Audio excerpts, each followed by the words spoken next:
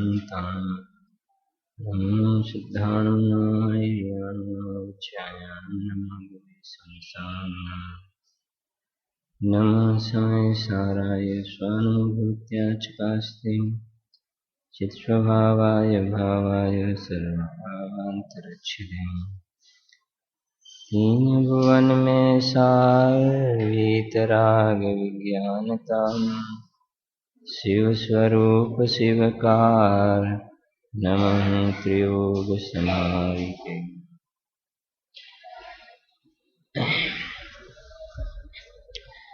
13 નંબરના છંદથી 17 નંબરના છંદ સુધીનો પાઠ કરીશું। પહેલા પાનું છે 78 પાનું છે। धर्मी सो गौवच्छ प्रीति सम कर जिन धर्म दीपावे इन गुण ते विपरीत दोष वसु तिनको सतत खिपावे। मातुल नृप जो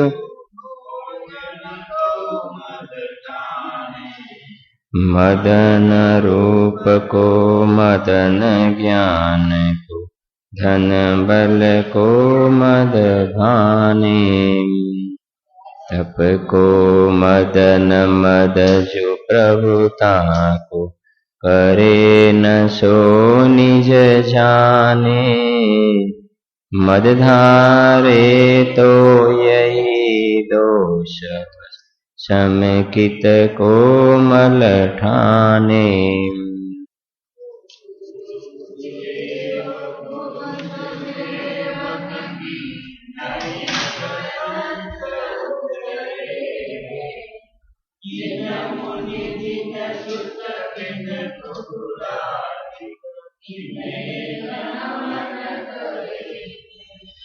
दोष रहित गुण सहित सुधीजे सम्यक दर्श सजे हैं चरित मोह वसले सन संयम पैसुरनाथ जजे हैं।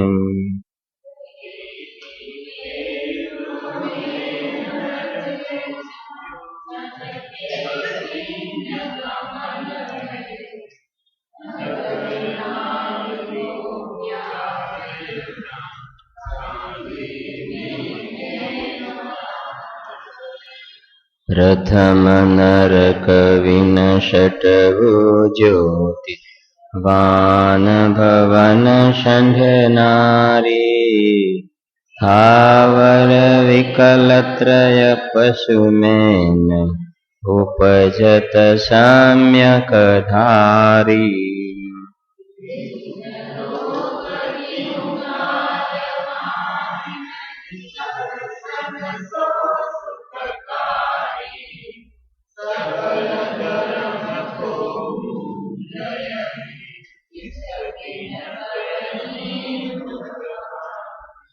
मोक्ष महल की प्रथम सीढ़ी या विन ज्ञान चरित्रा सम्यक तान लहे सो दर्शन धारो भव्य पवित्रा।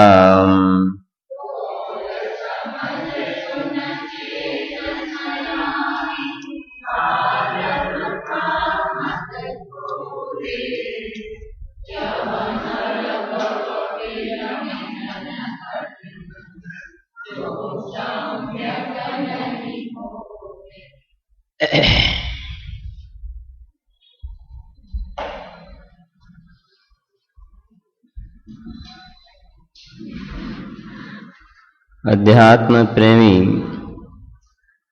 आत्मज्ञानी पंडित श्री दौलतरामजीए छडाळा ग्रंथमां गागरमा सागर समाव्यो छे।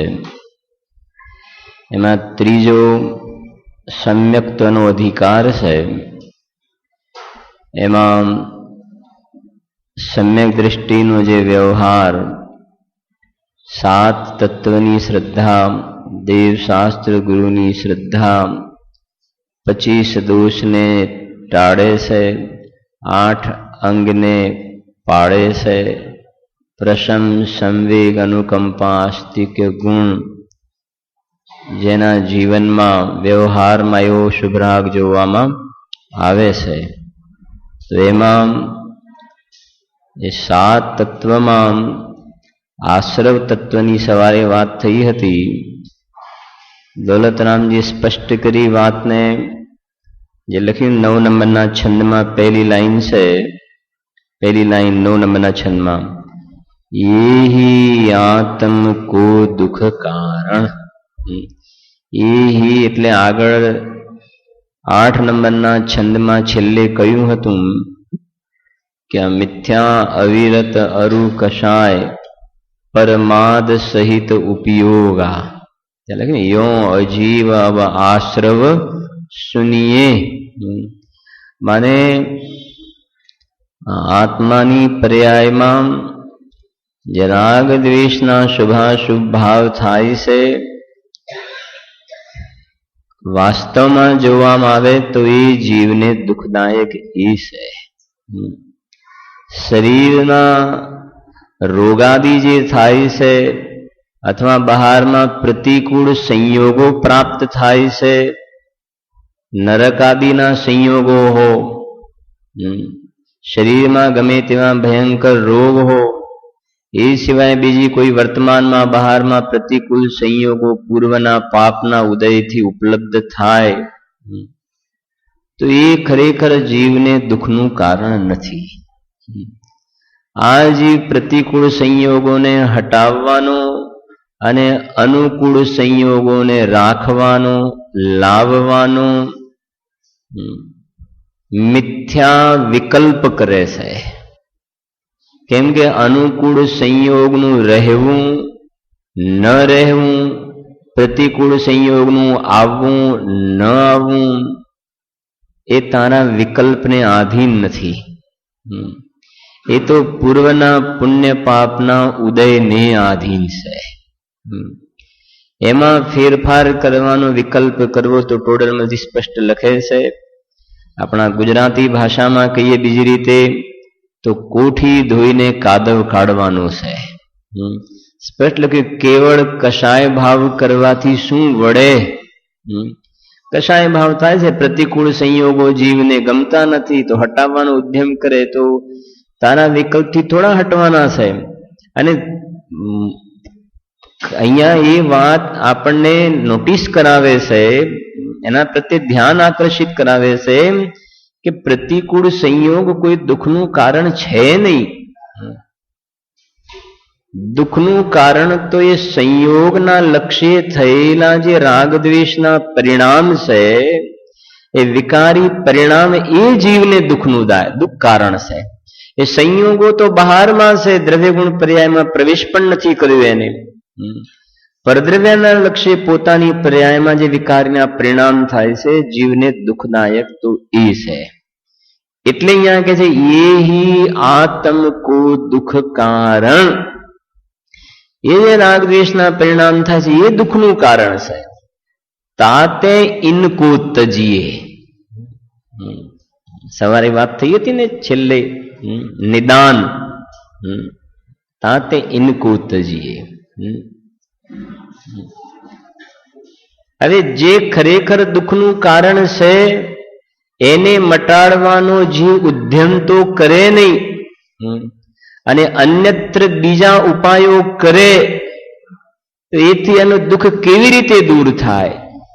એના માટે આપણે એક દ્રષ્ટાંત આપીએ છીએ ને કે નળિયાવાળું ઘર હોય અને વરસાદની સિઝન હોય, ઉપરથી એક નળિયું ખસી ગયું છે, વરસાદનું પાણી અંદર પડે છે, તો એ ઘરની અંદર રહેવા વાળો વ્યક્તિ પાણી અંદર ભરાય એટલે પેલું કંતાન મૂકે છે નીચે, અને ભીનું થઈ જાય એટલે પછી બહાર લઈ જાય છે, પછી બીજું કંતાન મૂકે, ત્રીજું કંતાન મૂકે, ચોથું કંતાન મૂકે.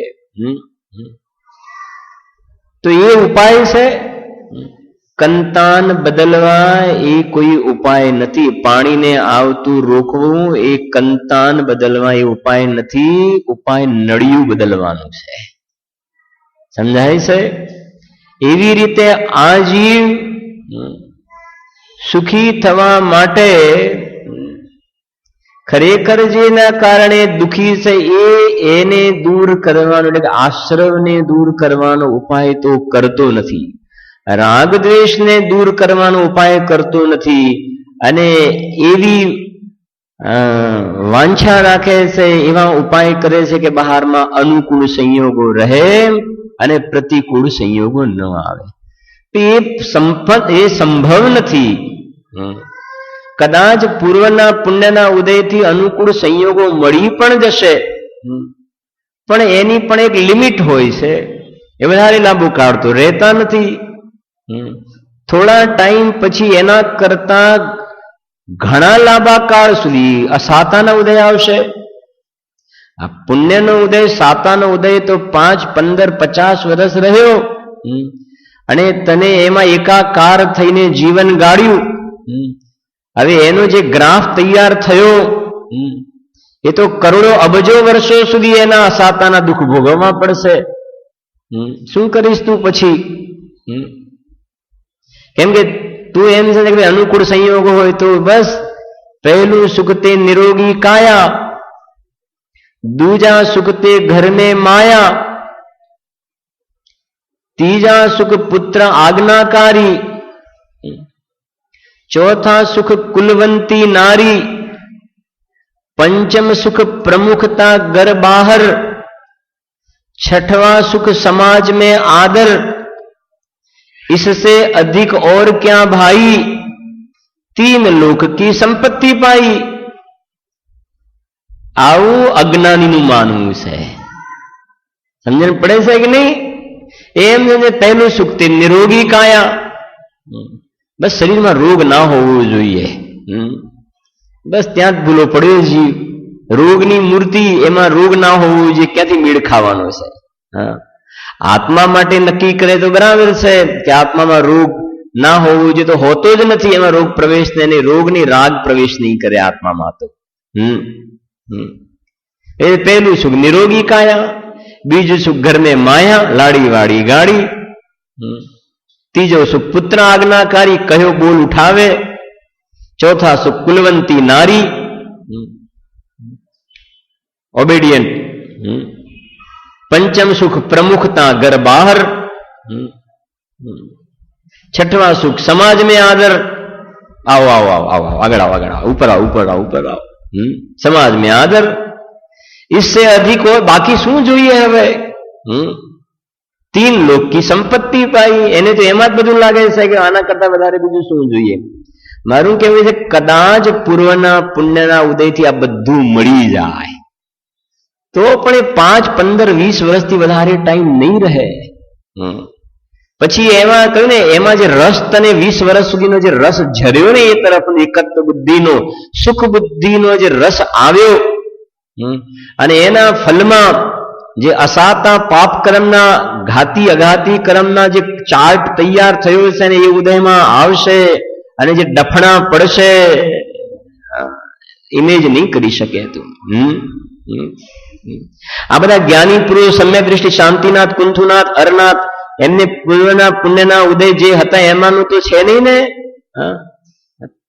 એવું તો વર્તમાનમાં તારે છે નહીં, પછી એમાં ના રોકાયા અને એમને જાણ્યું એમને મિથ્યાત્વ સંબંધનો આશ્રવ તો હતો નહીં। એ દુઃખનું જે કારણ 5 કહે એમાં મિથ્યાત્વનો તો એમને ત્યાગ હતો। એ તો પૂર્વના ભાવમાં એટલું તો કામ કરીને આવ્યા હતા। તીર્થંકરનો જીવ તો સંકિત લઈને આવે છે, પણ એમને આ પર્યાયમાં, છેલ્લી પર્યાયમાં અવિરતિ પ્રમાદ કષાયને યોગને મટાડવાનો ઉદ્યમ કર્યો। ચક્રવર્તી કામદેવ હતા, પણ એ પુણ્યના ઉદયમાં ના રોકાયા। એ જાણતા હતા કે સુખ દુઃખનું કારણ એ ચક્રવર્તીત્વનું પુણ્ય કે કામદેવનું પુણ્ય સુખનું કારણ નથી, સુખનું સાધન તો અંદરમાં છે। સુખનું સાધન અંદરમાં છે અને દુઃખનું કારણ એમાં એકાત્મપણું ન કરવું અને પરદ્રવ્યમાં એકત્વપણું કરવું એ દુઃખનું કારણ છે, એમાં રોકાવું એ દુઃખનું કારણ છે.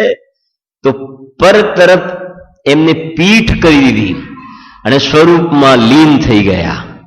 આવે છે ને, કાયાની વિસારી માયા, કાયાને ના છોડી.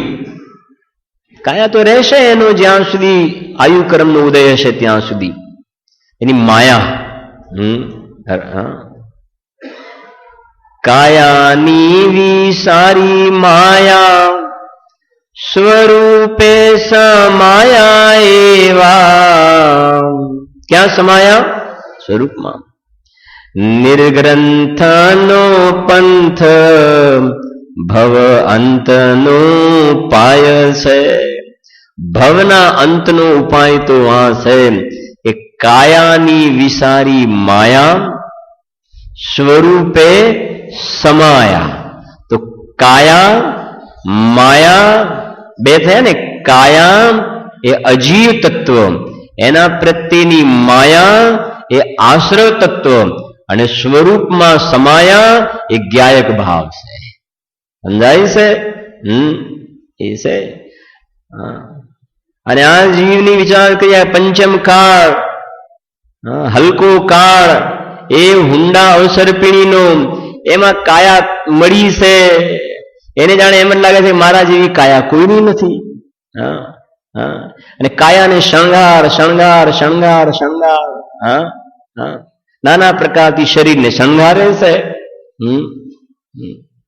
શ્રીમદજી તો સ્પષ્ટ લખે છે અપૂર્વ અવસરમાં, કેશ રોમ નખ કે અંગે શૃંગાર નહીં. લખી છે ને, કેશ રોમ નખ કે અંગમાં શૃંગાર નહીં.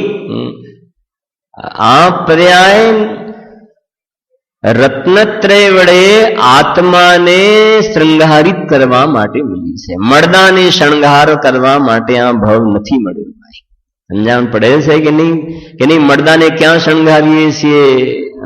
અરે અત્યારે મળદું છે, જેને તું શણગાર કરે છે એને પૂછને, એને ખબર પડે છે કે નખ લાલ રંગવા છે કે લીલા કે પીળા, કે આ શરીર ઉપરના રોમ બધા હટાવી દેવા છે. તો એને તો પૂછ કે એનાથી એને શું ફરક પડે છે. તું શું કામ મફતનું પાપ બાંધે છે?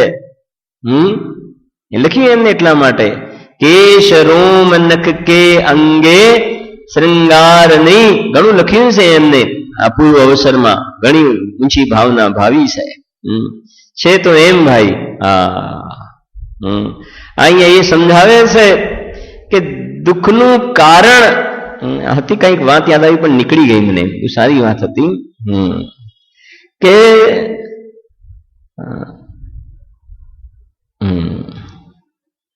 અહીંયા એ કહે છે કે જે લખ્યું એટલા માટે વિનય પાઠની અંદર બોલીએ છીએ આપણે કે રાગ સહિત જગ મેં રૂલ્યો, બોલીએ છે ને, મિલ્યા સરાગી દેવ વીત રાગ ભેટ્યો અબે મેટો રાગ. રાગ માને આશ્રવ. એ અહીંયા કહે છે રાગ દ્વેષના પરિણામ થાય છે એ વાસ્તવમાં દુઃખનું કારણ છે. તો એને દૂર કરવાનો જીવે ઉદ્યમ કરવો જોઈએ. બાકી તો બોલીએ છે પૂજનમાં, જડ ચેતન કી સબ પરિણતિ પ્રભુ अपने अपने में होती है, अनुकूल कहे प्रतिकूल कहे यह झूठी मन की वृत्ति है. એ અનુકૂળ ને પ્રતિકૂળ માનવું એ મનની શું છે? જૂઠી વૃત્તિ છે. આ ગરમી પડે છે ને, એ અનુકૂળ છે કે પ્રતિકૂળ છે? રિંકેશભાઈ, વિજયભાઈ, અનુકૂળ છે કે પ્રતિકૂળ છે? હવે થોડો વરસાદ પડી જાય તો સારું. એક આવે છે પંક્તિ, મને પૂરી યાદ નથી, પણ એમાં એક લાઈન કહે છે, માલી ચાહે બરસના ધોબી ચાહે ધૂપ. સમજી ગયા ને? માળી હોય ને ગાર્ડનમાં, માળી ચાહે બરસના, અને એ વખતે ધોબીએ નદીના કિનારે કપડા ધોઈને સૂકવ્યા છે. ધોબી ચાહે ધૂપ, ધોબીને તડકો ઇષ્ટ છે અને માળીને બોલો હવે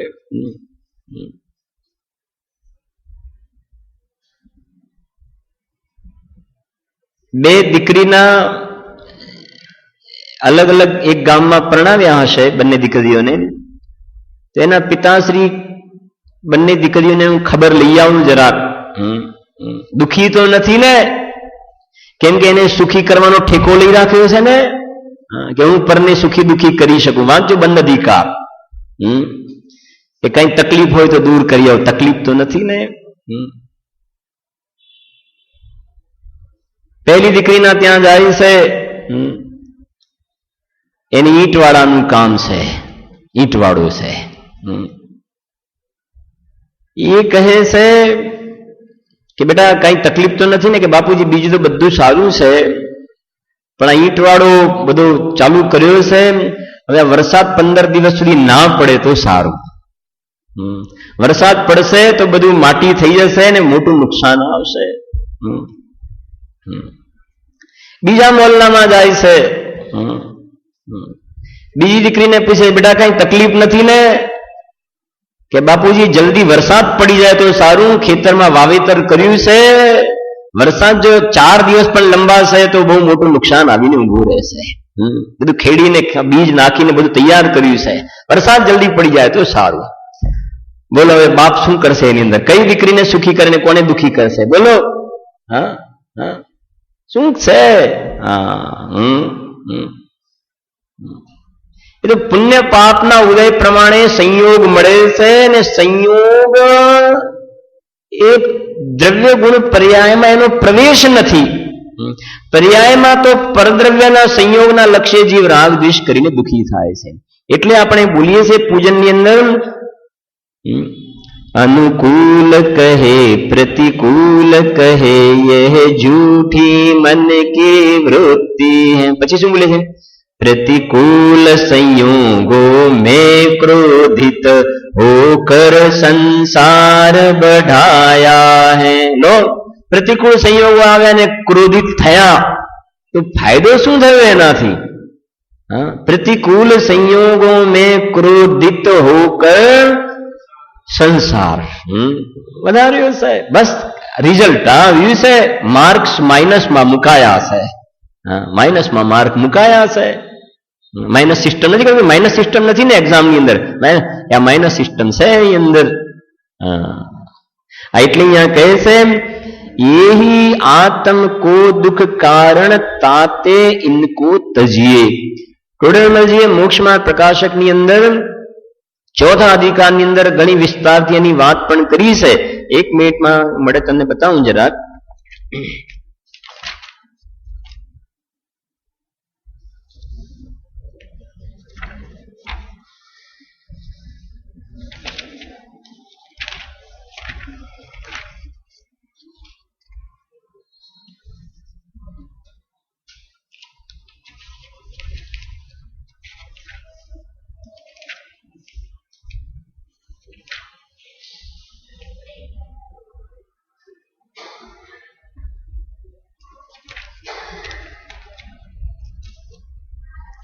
જો એ લખે છે વળી આશ્રવનો અભાવ થવો તે સંવર છે. જો આશ્રવને યથાર્થ ન ઓળખે તો તેને સંવરની યથા શ્રદ્ધાન ક્યાંથી થાય? જેમ કોઈનું અહિત આચરણ છે પણ તેને તે અહિતરૂપ ન ભાષે તો તેના અભાવને તે હિતરૂપ કેમ માને? એ જ પ્રમાણે જીવને આશ્રવની પ્રવૃત્તિ છે, આશ્રવની પ્રવૃત્તિ છે તે તેને અહિતરૂપ ન ભાષે તો તેના અભાવરૂપ સંવરને હિતરૂપ કેમ માને? વળી અનાદિકાળથી આ જીવને આશ્રવ ભાવ જ થયો છે પણ સંવર કોઈ કાળે થયો નથી. પછી આગળ લખ્યું છે મને એ કહે છે કે જ્યાં સુધી આશ્રવ અહિતરૂપ ન લાગે, અહીંયા કહે છે કે એહી આત્મ કો દુઃખ કારણ, એ દુઃખદાયક નહીં લાગે ત્યાં સુધી એને દુઃખ દૂર કરવાનો ઉદ્યમ નહીં કરે. એટલા માટે વચનામૃતમાં બહેનશ્રીના પહેલા બોલમાં લખ્યું કે હેજી તને બહારમાં ક્યાંય ન ગમતું હોય તો, એટલે બહારમાં ન ગમવું એનો અર્થ છે કે જે રાગ દ્વેષ થાય છે એ ન ગમવા. તો અંદરમાં જા, અંદરમાં જઈશ તો તને જરૂર ગમશે. ગમે તેવી ઠંડી હશે કે ગમે તેવી ગરમી હશે, કઈ વાંધો નહીં આવે. કેમ? એનું લોજિક સમજો, તમે કારણ સમજો ને. જેઠ મહિનાની ગરમી છે ને મુનિરાજ પહાડની શિલા ઉપર બેસીને આરાધના કરે છે. જેઠ તપેરવી આકરો સુખે સરોવર નીર, શૈલ શિખર મુનિ તપ તપે દાજે નગન શરીર, તે ગુરુ મેરે ઉરવશો. બહુ સુંદર છે. ભૂધરદાસજીની છે ગુરુ સ્તુતિ છે. સેવંતીભાઈ શું કહ્યું? શૈલ શિખર મુનિ તપ તપે. ક્યારે? જેઠ તપે રવિ આકરો, જેઠ મહિનાની ગરમી. સુખે સરોવર નીર, નદીમાં પાણી પણ શું થઈ જાય? સુકાઈ જાય. અને એવા સમયમાં શૈલ સુખર મુનિ કરતે તપશૈલ નદી તટ પર તરુ તલ વર્ષા કી ઝડીઓ, દાજે નગન શરીર. શરીર દાજે છે, હું આત્મા નહીં.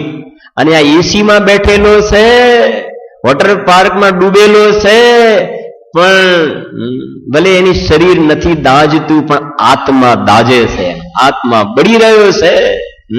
રાગ દ્વેષની કષાયની ચક્રમાં પીલાઈ રહ્યો છે, પુણ્ય પાપના ચક્રમાં એનો આત્મા. ગુરુદેવના શબ્દોમાં કહીએ તો સ્વામીજી તો બહુ કડક શબ્દોમાં કહે છે કે જેમ ઘાંચીની ઘાણી હોય એમાં જેમ તલ પીલાય છે, એમ આજી રાગ દ્વેષના કષાયોમાં સમયે સમયે પીલાઈ રહ્યો છે ભાઈ.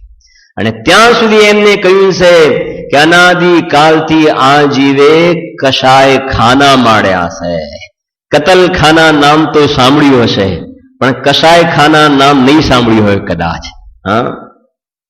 અનાદિકાલથી દિન રાત શુભાશુભમ ભાવ મેં શુભ ને અશુભ, શુભ ને અશુભ એ આશ્રવ કસાય તો છે. અનાદિકાલથી ઊંઘે છે એ વખતે, જાગે છે એ વખતે, બસ એને એક જ કામ કર્યું છે, ન શોભે એવું. અને એનાથી અનંત કાળથી જીવ પોતે સુખનું ધામ હોવા છતાં એની તરફ દ્રષ્ટિ નહીં કરીને પણનું લક્ષ્ય કરીને અનંત કષ્ટ ઉઠાવી રહ્યો છે. મતલબ આનાથી મોટો અનર્થ કોને કહેવાય? કોને કહેવાય આનાથી મોટો અનર્થ? પોતે કરોડપતિ હોવા છતાં રિક્ષા ફેરવે. સાંભળ્યું છે ને ડોક્ટર સાહેબનું પ્રવચન? નહીં તો તમે કરોડપતિ હોવા છતાં રિક્ષા ફેરવે. એને કરોડપતિ છું એનું જ્ઞાન નથી ને. એમ પોતે અનંત સુખથી સંપન્ન હોવા છતાં અનંત દુઃખને વેરે છે, પણ એને પોતાના સામર્થ્યનો ભરોસો નથી, વિશ્વાસ નથી. મોહીઓ કહે એનો વિશ્વાસ તો આવે. કહ્યું હતું ને એ ટીવીમાં જાહેરાત બતાવે કે તમે આ ટ્યુબ લગાવો તો ખીલ જતા રહેશે, તેનો વિશ્વાસ આવે ને બજારમાં જઈને ટ્યુબ લઈ આવે.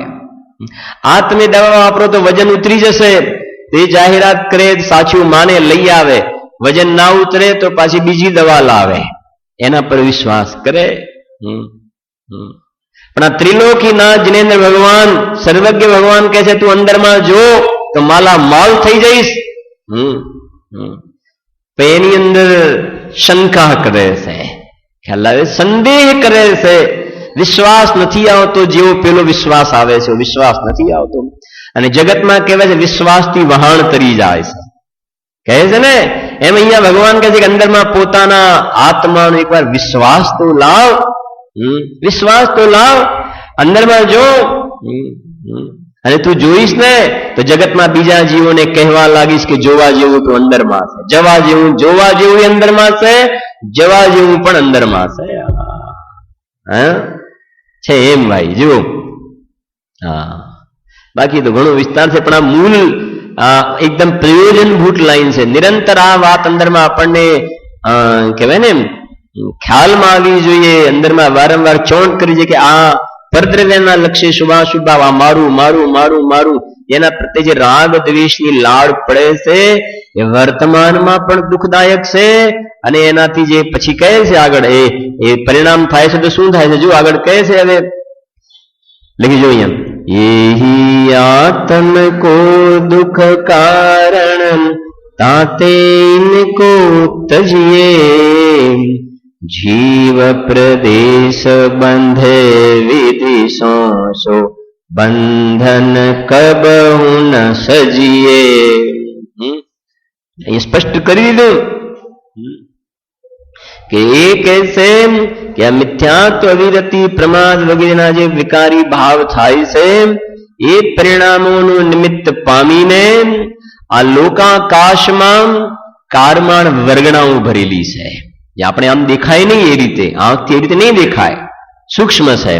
એ કારમાણ વર્ગણાઓ જે ભરેલી છે, જીવ જેવા પરિણામ કરે છે, આજે શુભાશુભ આશ્રવ કરે છે, તો એ પરિણામોનું નિમિત્ત પામીને એ કારમાણ વર્ગના કર્મ રૂપે આવીને જીવની સાથે શું થાય છે?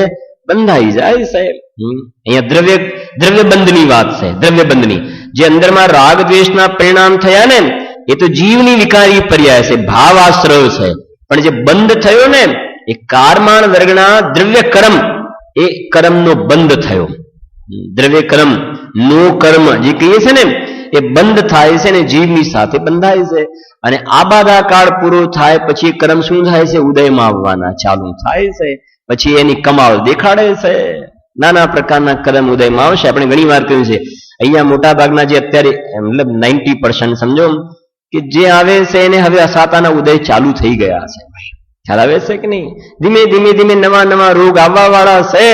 એ પૂર્વે બાંધેલા કર્મ શું થાય છે? ઉદયમાં આવશે. અને આ મનુષ્ય પર્યાયમાં દેવોમાં જેમ 6 મહિના પહેલા દેહ છૂટવાના 6 મહિના પહેલા પણ ત્યાં પણ અસાતાના ઉદય ચાલુ થાય છે. શરીરમાં કાંતિ એકદમ ફીકી પડી જાય છે. મંદાર માળા શું થાય છે? મુરઝાઈ જાય છે. તો સ્થિતિ થાય છે ને, બસ એવી રીતે મનુષ્ય પર્યાયની અંદર 50 ક્રોસ કરે, એક સામાન્ય કથન વર્તમાનના હિસાબે. પછી એ કહે છે કે બસ ધીમે ધીમે ધીમે ધીમે ડાઉનફોલ ચાલુ થઈ જાય છે. ખ્યાલ આવે ને? બસ પછી બાકી જેટલા રહ્યા ને એ જેટલા ગયા એના કરતા ઓછા રહ્યા છે, એટલું સમજવું. વધારે નથી રહ્યા. અને દિવસે દિવસે એ પણ શું થતા જાય છે? સવારથી સાંજ, એક દિવસ ગયો, 2 દિવસ ગયા, એમ 1 દિવસ 2 દિવસ એમ 1 મહિનો, એમ કરતા કરતા 2014ની સાલ પૂરી થઈ જશે. 15ની સાલ પૂરી, 16ની પૂરી, ને આ પર્યાય પણ પૂરી થઈ જશે. થઈ જશે પર્યાય પૂરી.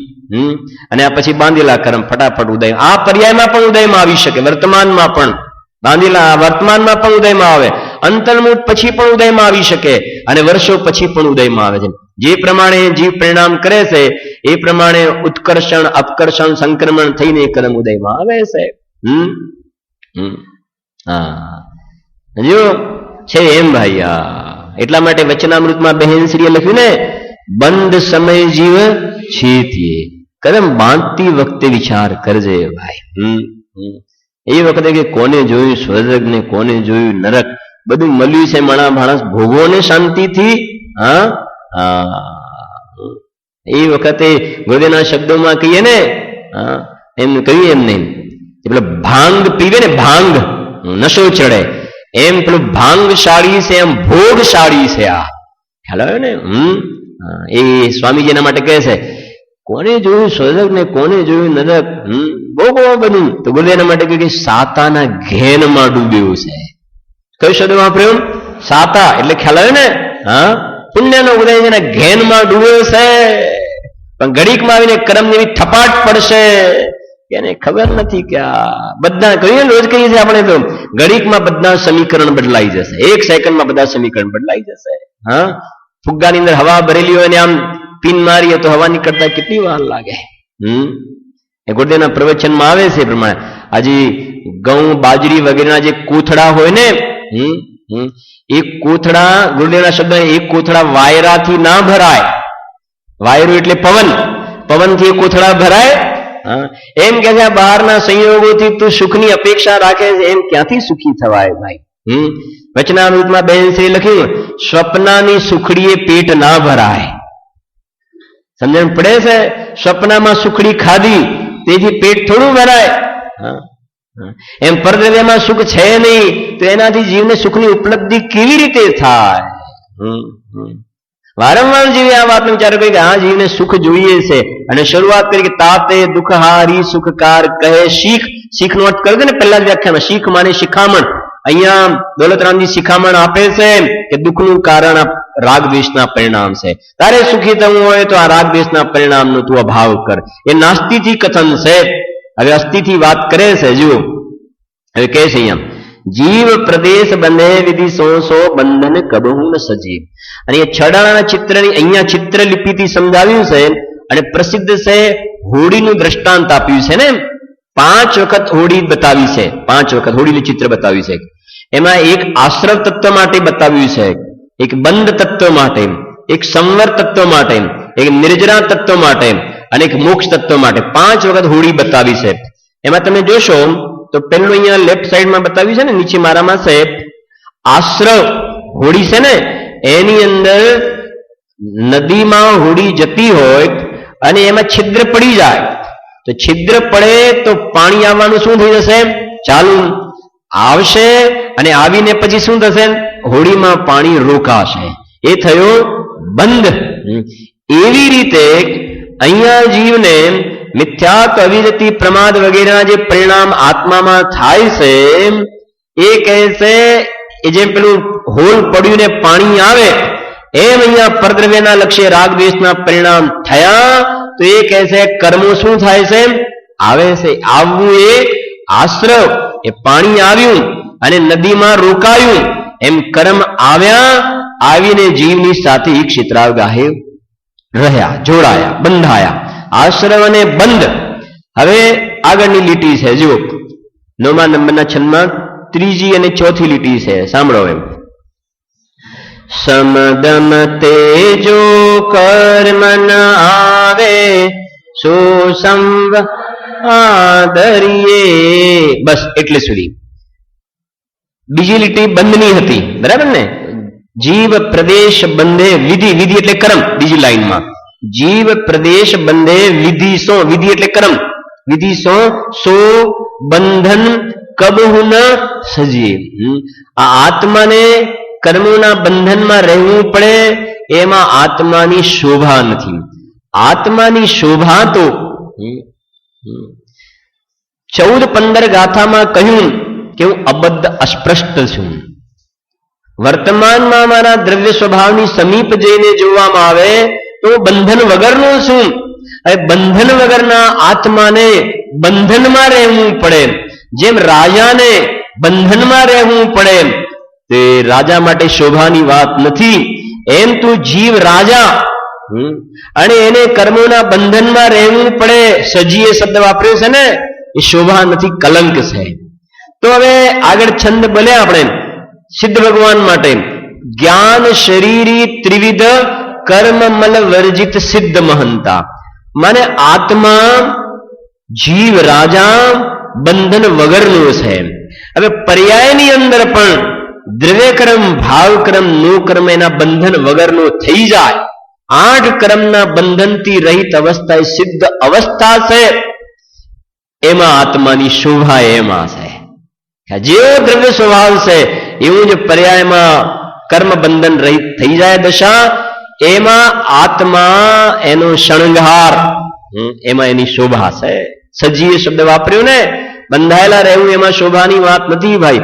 મોટું રાજપદ મળી જાય, ઇન્દ્રના પદ મળી જાય, ચક્રવર્તીના પદ મળે, પણ સરવાળે તો બંધન છે. અરે તીર્થંકર પ્રકૃતિનો બંધ.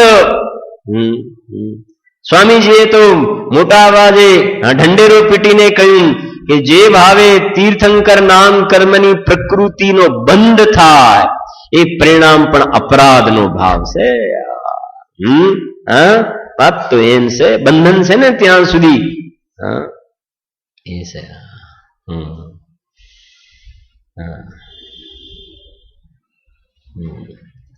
હવે અહીંયા કહે છે આગળ જો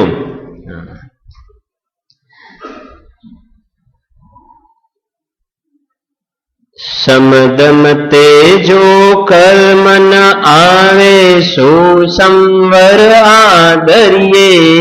બસ પેલા આશ્રવના પરિણામ હતા રાગ દ્વેષના તો કર્મ શું હતા? આવતા હતા. હવે કર્મને આવતા રોકાવું, તો કર્મ આવતા રોકાય ક્યારે?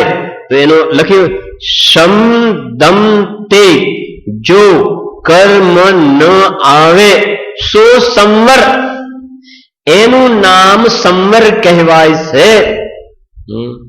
કે કર્મનું આવતું રોકાવું એને શું કહે છે? સંવર. પણ કર્મનું આવવું રોકાય કેવી રીતે? તો લખ્યું સમદમ તે, જો કર્મ ન આવે. કર્મનું આવવું, ફરીથી સમજો, કર્મનું આવવું એ આશ્રવ, આવીને રોકાવું એ બંધ, અને એ આવતું રોકાઈ જવું, આવીને જીવની સાથે બંધાવું એ બંધ, અને આવતું રોકાઈ જવું આશ્રવ નિરોધો સંવર, તત્વસૂત્રનું સૂત્ર છે. એ કર્મોનું આવતું રોકાવું એને સંવર કહે છે. તે આવતા રોકાય કેવી રીતે? તો લખ્યું શમ દમ તે. શમ એટલે શું ને દમ એટલે શું? શમ એટલે કશાયોનો અભાવ, દમ એટલે આ પાંચ ઇન્દ્રિય સ્પર્શન રસના ગ્રાણ ચક્ષુ ને કર્ણ અને મન, એ ઇન્દ્રિય અને મન દ્વારા ઉપયોગ બહારમાં વ્યાપાર કરે છે ને, એ કહે છે આ ઉપયોગ બહાર જાય છે તો કશાયનો જન્મ થાય છે. ઇન્દ્રિય અને મનનો બહારમાં વ્યાપાર જાય છે. હવે એ કહે છે કે એ અંદરમાં જે પોતાનો અકશાયી ભાવ છે એ તરફ વલણ થતા કશાય ભાવનો જન્મ ન થવો, કશાયનો અભાવ થવો, એને શમ કહે છે. શમ. અને દમ માને ઇન્દ્રિયોને દમન કરવી એવું નહીં, ઇન્દ્રિયોને દમન કરવી બેરે જોરે એમ નહીં. દમ માને ઇન્દ્રિયો પર વિજય, ઇન્દ્રિયો પર. ઇન્દ્રિય પર વિજયનો અર્થ છે કે ઇન્દ્રિય અને મન દ્વારા બહારમાં વ્યાપાર થતો હતો. પરદ્રવ્યમાં એકત્વપણું મને આંખથી જ્ઞાન થાય, કાનથી જ્ઞાન થાય, એવો જે ગે ગાયક શંકર દોષ ગાથા 31 ઘણો વિસ્તાર છે, એનો આપણે જતા નથી એમાં. તો ઇન્દ્રિય અને મન દ્વારા જે બહારમાં વ્યાપાર જતો હતો ત્યાંથી વ્યાવૃત થઈ અને અંદરમાં અતિન્દ્રિય જ્ઞાન સ્વભાવી આત્મામાં એકાકાર થવું, એનું નામ છે દમ. એનું નામ છે દમ. શમ અને દમ બે શબ્દ આવે ને, શમ અને દમ. એ કહે છે શમ દમ તે, જો કર્મ ન આવે સો સંવર આદરીએ. હવે જરા સમજો શાંતિની વાતને, કે આજે સંવર આવે ને તો સમય સારીના સંવર અધિકાર છે. સંવર અધિકાર તો શુદ્ધાત્માની ઉપલબ્ધિ થવી, એનું નામ સંવર છે. સંવર. હવે કર્મ ન આવે એનું નામ સંવર. તો સંવરના અર્થ બે પ્રકારે સમજવા, ત્રણ પ્રકારે સમજી શકાય. શુદ્ધિની ઉત્પત્તિ એનું નામ સંવર છે. શુદ્ધિની ઉત્પત્તિ એનું નામ સંવર. અશુદ્ધિનું ટળવું, શુદ્ધિની ઉત્પત્તિ થઈને એ સંવર, ભાવ સંવર. ભાવ સંવર અસ્થિથી, અને આ બાજુ અશુદ્ધિનું ટળવું એ પણ ભાવ સંવર, એ નાસ્તિથી. અને એ સમય દરમિયાન શુદ્ધિની ઉત્પત્તિ થઈ તો પેલા કર્મ આવતા શું થયા? જડ કર્મ આવતા રોકાયા, એ દ્રવ્ય સંવર. દ્રવ્ય શબ્દ આવે ને, જડ, એ દ્રવ્ય કર્મ, જડ કર્મ આવતા રોકાયા, દ્રવ્ય સંવર. પણ અંદરમાં શું થયું? કે અંદરમાં શુદ્ધિની ઉત્પત્તિ થઈ, એ ભાવ સંવર છે. એનું નામ શમ અને દમ છે. હવે જરા સમજો, સંવરનો પ્રારંભ ચોથા ગુણસ્થાનથી થાય છે. કેમ કે આશ્રવ 5 પ્રકારના જોયા સવારે. કયા 5? મિથ્યાત્વ, અવિરતિ, પ્રમાદ, કષાય અને યોગ. 5 પ્રકારથી કર્મ આવે છે ને, તો સંવર માને રોકવું. તો સૌથી પહેલો સંવર કોનો થશે? મિથ્યાત્વ. એટલે સમ્યક દર્શન થયું તો મિથ્યાત્વની જાતના અનંતાનુબંધીના કર્મ આવતા થાય શું થઈ ગયા? રોકાયા. તો સૌથી પહેલો મિથ્યાત્વનો સંવર, પછી અવિરતિનો, કેમ કે વ્રત આવ્યા એટલે અવ્રત સંબંધીના જે કર્મ આવતા હતા રોકાયા, તો અવિરતિનો સંવર, પછી પ્રમાદ, પછી કષાય અને પછી યોગ. તો યોગનું કંપન હતું ને કર્મ આવતા હતા. એ પણ જયારે અયોગી થયા તો એ વખતે એ સંબંધીના કર્મો આવતા પણ શું થઈ ગયા? બંધ થઈ ગયા. એને અહીંયા સંવર તત્વ કહેવામાં આવે છે. અને તમે તો ઘણી વાર સાંભળ્યું છે, મોક્ષમાં પ્રકાશમાં જે મેં વાંચ્યું ને એના પછીની તરત જ લાઈન આવે છે, કેમ કે આપણે આશ્રમનું પ્રકરણ હતું ત્યાં તરત જ સંવર માટે શું કહું છું છે કે નહીં, આપણે તૈયાર કરાવેલું છે અહીંયા તો. સંવર થતા સુખ થાય છે. સંવર થતા સીધી વાત છે. લાડી વાડી ગાડી કે નહીં, સંવર છે કે સંવર નથી તો જાઓ ને, ટાઈમ શું કામ બગાડો છો? એ કાળું કુબડું શરીર છે, માંડ માંડ ખાવાની વ્યવસ્થા છે, કે સંવર છે કે હા તો શું કામ ચિંતા, આવી જાઓ અમારી બાજુ, કોને પૂછવાની જરૂર છે? જ્ઞાનીઓ કહે છે. સંવર થતા સુખ થાય છે. સંવર એ બહુ મોટી ચીજ છે. અને સંવર અધિકારની અંદર કુંદ કુંદ દેવ અમૃતચંદ્ર દેવે લખ્યું છે કે આ ભેદ વિજ્ઞાનના અભિનંદનનો અધિકાર છે. સંવર માને ભેદ વિજ્ઞાન. આ બહારમાં શરીરના બધા અભિનંદન કરે ને, અથવા તો બહારમાં લૌકિક કઈ કાર્યો કર્યા હોય એના પણ એના શરીરમાં લૌકિક કાર્યો કર્યા હોય કાંઈક અને એના અભિનંદન કરે તો જગતને એને વખાણ ગમે. એ નથી. અહીંયા તો તારા ગાણા ગવાય છે ભાઈયા. જો ભાઈ આ શમ અને દમ કે ને આ ઇન્દ્રિયો છે ને, હમણાં મેં કહ્યું ધીમે ધીમે આંખે દેખાવાનું શું થશે? બંધ. કાને સંભળાવવાનું બંધ થશે. ચાલવાનું બંધ થઈ જશે. હાર્ટ કામ કરતું બંધ થશે. બ્લડ સર્ક્યુલેશનમાં પણ પ્રોબ્લેમ આવશે. નળીઓમાં બ્લોકેજ આવશે. આમ ઇન્દ્રિયો ધીરે ધીરે શિથિલ થવા જઈ રહી છે. સમજો જરા ધ્યાનથી. અહીંયા શ્રી ગુરુ કહે છે આ ઇન્દ્રિયો જેમ જેમ શિથિલ થાય, એક આંખે દેખાવાનું બંધ થાય ને જીવને ટેન્શન થઈ જાય છે. પણ એને ખબર નથી થોડા ટાઈમ પછી બંને આંખે દેખાવાનું બંધ થઈ જશે. હવે તો સ્ટાર્ટિંગ છે. એટલે શ્રી ગુરુ અહીંયા કહે છે કે આ ઇન્દ્રિયો અને મન શિથિલ થશે થોડા ટાઈમ પહેલા, થોડા ટાઈમ પછી.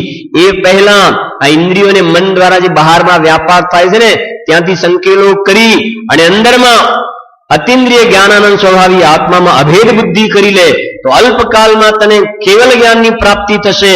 તો ભલે શરીર હોય, ઇન્દ્રિયો હોય, પણ ઇન્દ્રિયોના માધ્યમથી જાણવાની પરાધીનતા નહીં રહે, જેવી વર્તમાનમાં સિમંદર ભગવાનની સ્થિતિ છે.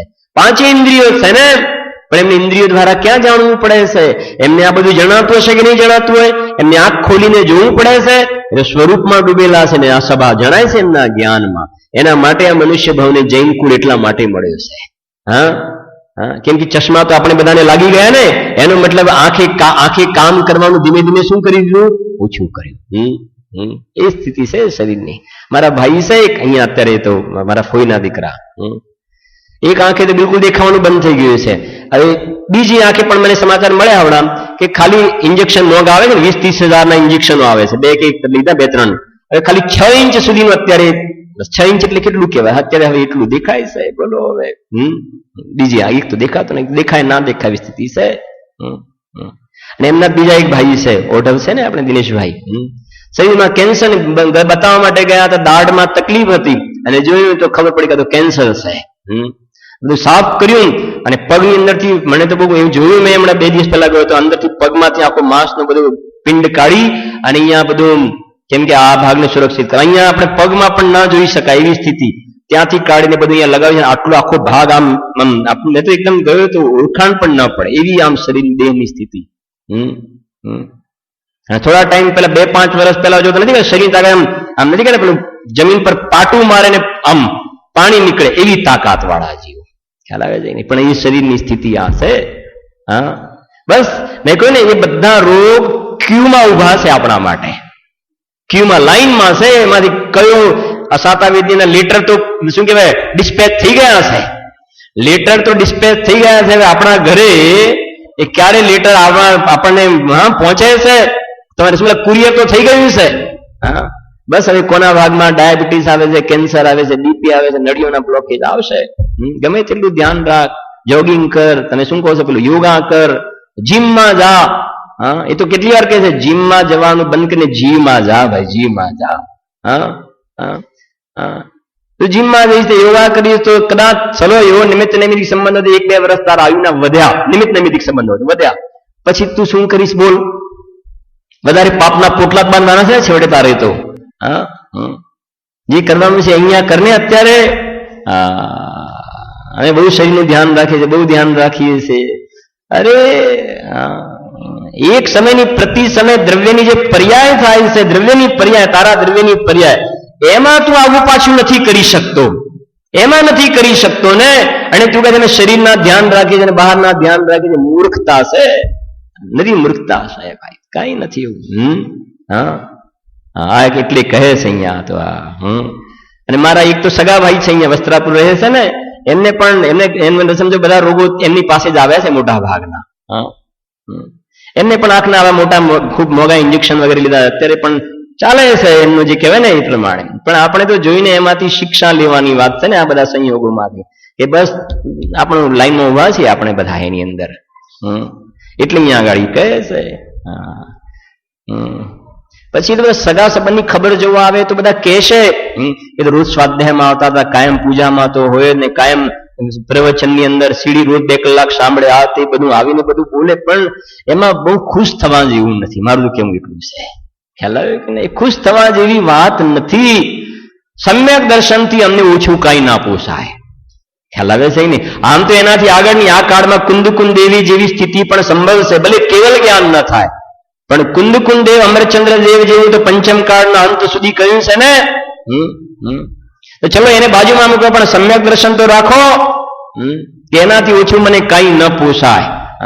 અને થોડું ઘણું કઈ મંદ કસાયના આચરણ થઈ ગયા અને 4 માણસ આવીને ખબર જોવા અને વખાણ કરે તો એમાં રંજાઈ ના જતો તું. એ તને રંજાયમાન કરે, ખુશ થવા જેવું નથી ભાઈ. કેમ કે આના કરતા પણ પૂર્વે અનંતવાર મંદ કસાયના આચરણ ઘણા કર્યા. દ્રવ્યલિંગ ધારણ કરીને 9મી ગ્રેવે ગયો, તમે વિચાર કરો તો ખ્યાલ આવે કે 22 સાગર, 16મા સ્વર્ગની સ્થિતિ 22 સાગર છે, અને 9 ગ્રેવેક એટલે 31 સાગર. 22 ને 9 31, તો એ 9 સાગર કયા ને, એની અંદર પંચ પરાવર્તનની અંદર એ જે ભાગ છે એની અંદર દરેક સમયમાં બીજો છોડો, પછી ત્યાં, પછી ત્યાં, પછી ત્યાં, એ ભણ્યા છે ને આપણે. તો કેટલી વાર 9મી ગ્રેવે ગયો છે? હાજી અનંતવાર ગયો છે. તો સમયસર નથી ભણ્યો, વ્રતાદિનું પાલન નથી કર્યો, તત્વ શ્રદ્ધા નથી કરી. હોટેલમાં લખી આમાં પ્રવચન સાનો આધાર આપીને. બતાવું જરા 1 મિનિટમાં તમને, સાંભળો જરા.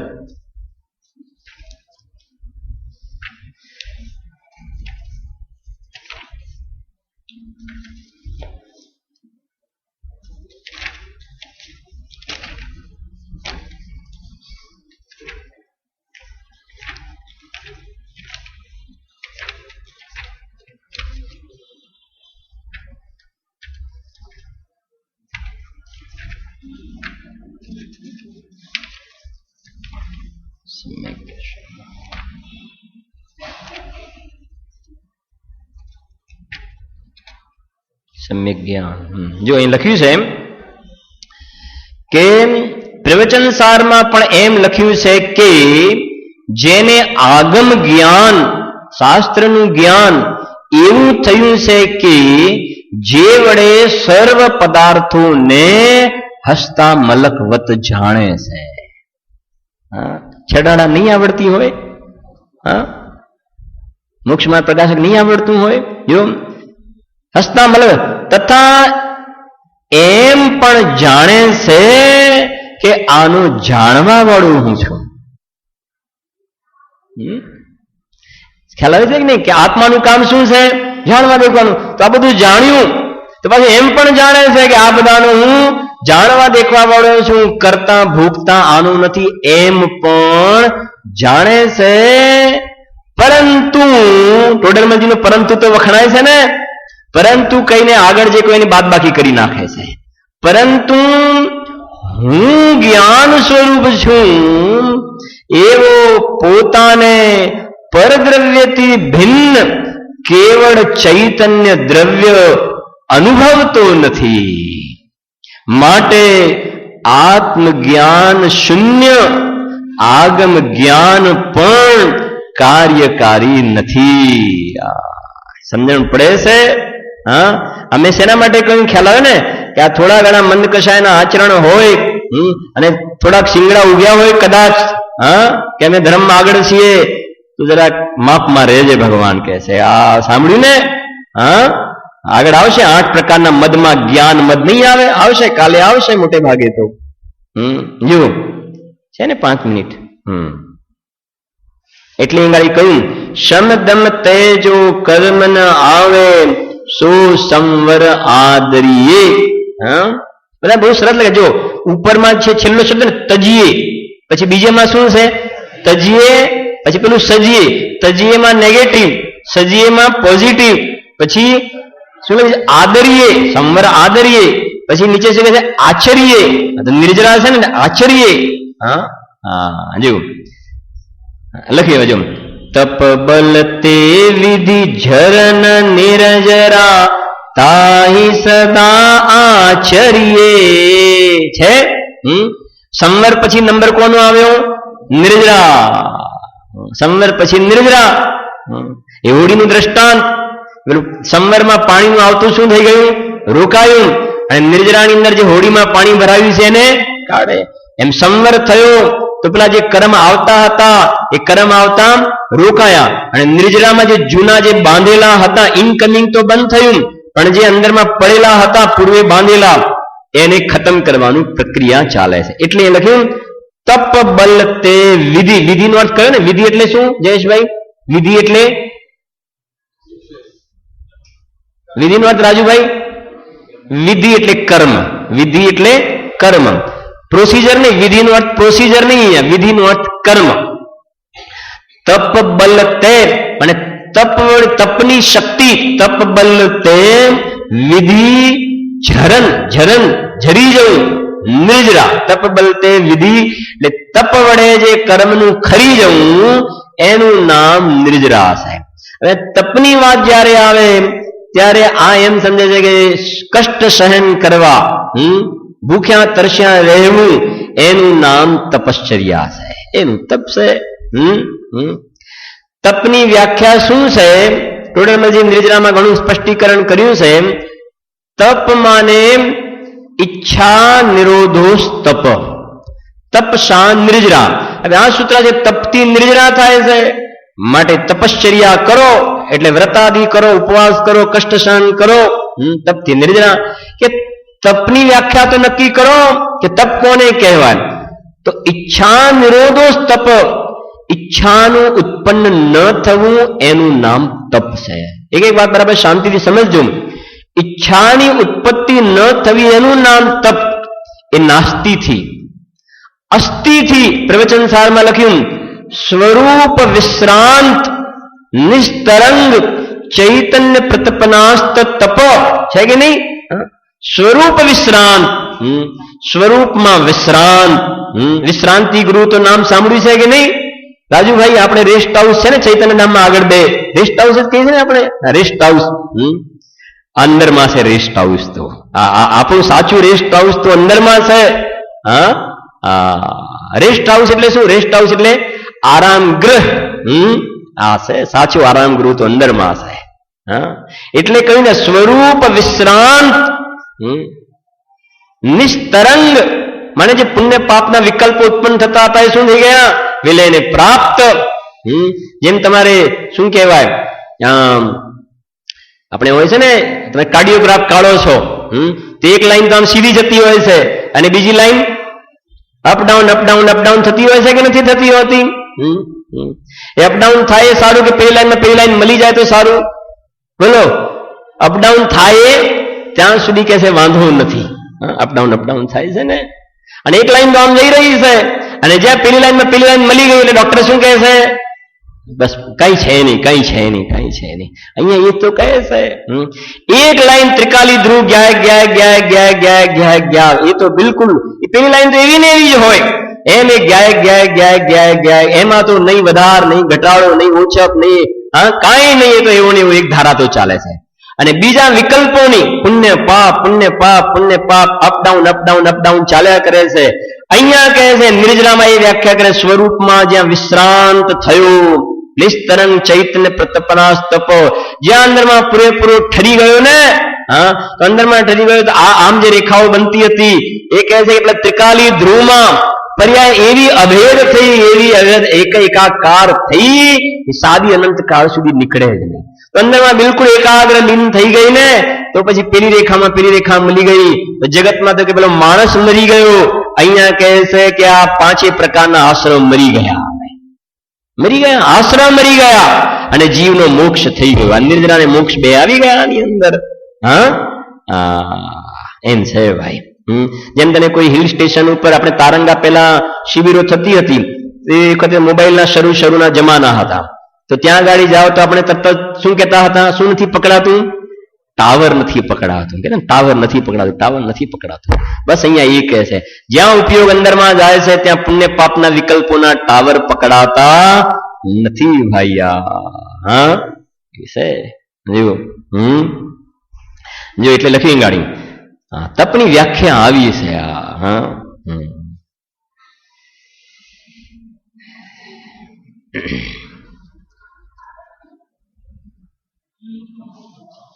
તપ બલ તે વિધિ ઝરન નિરજરા તાહી સદા આચરીએ. હવે આગળ કહે છે, થઈ ગયો સમયથી, કાલે લઈશું.